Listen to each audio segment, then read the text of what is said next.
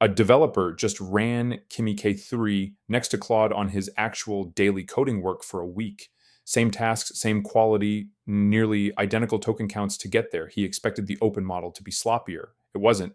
Then he checked the price. Kimi K3 is Moonshot AI's newest open weight model, and the direct comparison against Claude is worth walking through because the economics are not close, and they change what which AI coding tool should I use actually means right now. On raw capability, developer Stephen Bochinski's test found no meaningful gap. Same coding tasks, same output quality, similar token counts to reach the answer, meaning Kimi wasn't burning extra tokens to compensate for being a weaker model. That was the surprising part. The assumption going in was that an open weight model would either produce sloppier code or grind through more tokens to get to the same place. Neither happened.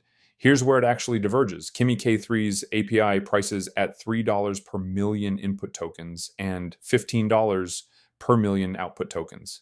Claude's top model runs $10 and $50 for the same units, roughly 3 times the cost for output the tester could not distinguish in quality. The subscription side is where it gets more interesting.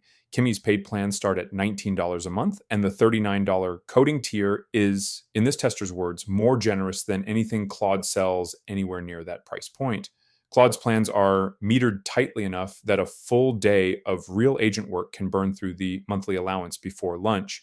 And there's a detail here worth knowing if you're actually paying for one of these plans. Claude could not sustain access to its Fable model on the $20 tier, so that access was turned off, and the plan quietly falls back to Opus instead.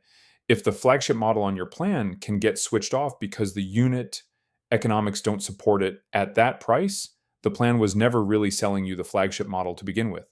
Kimi's tiers do not currently come with that same asterisk. Kimi isn't the only name in this specific story either. GLM 5.2, another open weight model, ships under an MIT license, and a benchmark run by the security firm Semgrep found it beating Anthropic's latest Opus release on real cybersecurity tasks, not by claiming to be a frontier model, just by actually completing tasks that a more restricted model declined to attempt. So what do you actually do with this if you're choosing tools right now? If your workload is standard coding tasks and you're price sensitive, it is worth running your own side-by-side test the way Bochinski did. You have same task, both tools, compare the output and the bill, not just the brand. If you're on a metered plan and hitting your limit before your workday ends, check what model you're actually being routed to when the plan's flagship gets throttled, because the sticker price is not always what's running under the hood. And if you're choosing based on task type, evaluate coding and security relevant tasks separately.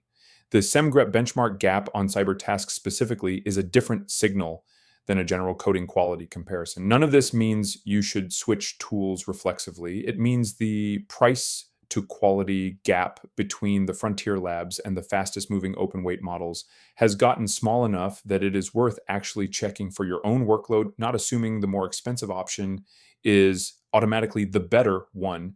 Try 11 Labs, the AI voice in this video, https://try11labs.io, rd@bo yjptto.